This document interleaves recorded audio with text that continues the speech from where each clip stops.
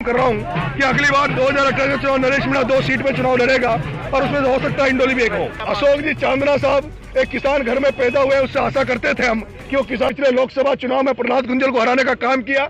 उसने जिस तरह से मेरे को और वहाँ पे जो वहाँ नुकसान करने का काम किया और जिनको आने वाले समय में ये किसान ये नौजवान साथी उनको आने वाले समय में उसका बदला लेंगे। बिल्कुल हमारा मन है।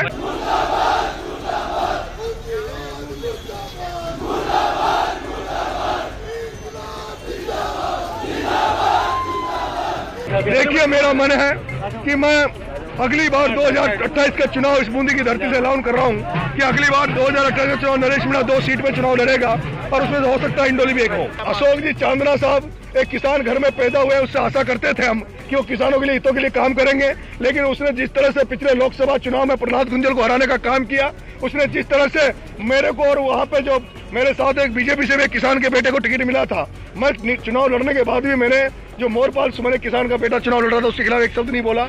लेकिन जिस तरह से अशोक चांदना ने वहां जाकर जिस तरह से प्रमोद जैन भाई एक धन्ना सेठ के लिए काम किया है, उसको ये जनता नहीं भूलेगी, किसानों के बेटे कभी नहीं भूलेंगे। बूंदी के नौजवानों ने जवानों ने जो स्वागत मेरा किया है, इसके लिए मैं बूंदी के सभी जवानों को धन्यवाद देता हूँ। भगत सिंह सेना हमने एक सामाजिक संगठन का गठन किया है। ये सामाजिक संगठन सभी जनहित के लिए काम करेगा, किसानों के लिए काम करेगा। ये भगत सिंह सेना नौजवानों के लिए काम करेगी, बेरोजगारों के लिए काम करेगी। भगत सिंह सेना पर्यावरण, नशा मुक्त राजस्थान, भ्रष्टाचार मुक्त राजस्थान के लिए काम करेगी। इसमें मैं आह्वान करता हूं कि राजस्थान के सभी छात्र और युवाओं को इसमें ज्यादा से ज्यादा संख्या में जुड़े, ताकि हम जनहित के मुद्दों पर भगत सिंह सेना संगठित होकर लोगों के लिए काम करे। बिल्कुल मुझे बहुत ही बड़ा आशीर्वाद अंता की जनता ने दिया है। 55,000 वोट निर्दलीय होने के बाद भी मुझे वहाँ लोगों ने दिया है, उसके लिए मैं अंता की जनता का आभार व्यक्त करता हूँ और धन्यवाद दूंगा मेरे युवा साथियों का, जिस तरह से अंता के चुनाव को संभाला। लेकिन दुर्भाग्य रहा कि अंता का चुनाव हमने किसान नारे पर लगाया था, किसानों के झंडे के तले हम अंता का चुनाव लड़े थे, लेकिन कुछ किसानों के बेटे जो राजनीति में हैं, जो धन्ना सेठ और पूंजीपति जो हड़ौती की राजनीति में कब्जा करके बैठे हैं, उनके जाल में फंसकर उन लोगों ने मेरा वहां नुकसान करने का काम किया और जिनको आने वाले समय में ये किसान ये नौजवान साथी उनको आने वाले समय में उसका बदला लेंगे। बिल्कुल हमारा मन है कि राजस्थान में तीसरा विकल्प बने और थर्ड मोर्चा राजस्थान में आए।